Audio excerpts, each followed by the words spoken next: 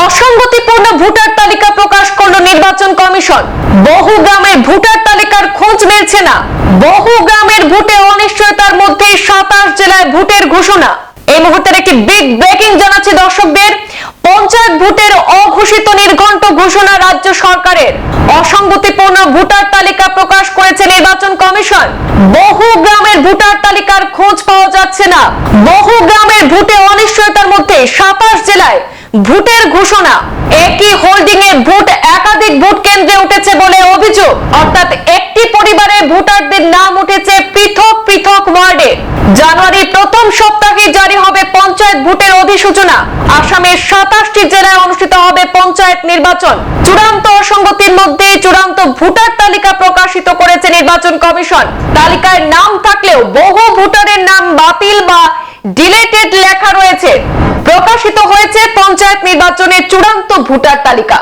রাজ্য নির্বাচন কমিশনের তরফে প্রকাশ করা হয়েছে নতুন ভোটার তালিকা। ডিলিমিটেশনের পর ভোটার তালিকার খসড়ায় সাধারণ ভোটারদের দাবি আপত্তি জানানোর পর চূড়ান্ত ভোটার তালিকা আজ প্রকাশিত হয়েছে। বহু পরিবারের স্বামীর ভোট একটি ওয়ার্ডে উঠলেও স্ত্রীর ভোট অন্য ওয়ার্ডে রয়েছে এমনও দেখা গেছে। নতুন ভোটার তালিকায় সন্নিবিষ্ট হয়েছে 1,80,14,913 জন ভোটারের নাম। প্রকাশিত ভোটার তালিকায় নাম রয়েছে 89,53,865 মহিলা এবং 90,60,640 জন পুরুষ। নতুন ভোটার তালিকায় নাম রয়েছে 809 জন তৃতীয় লিঙ্গের ভোটারের। আসামের 27টি জেলার 397টি জেলা পরিষদ আসনে অনুষ্ঠিত হবে নির্বাচন।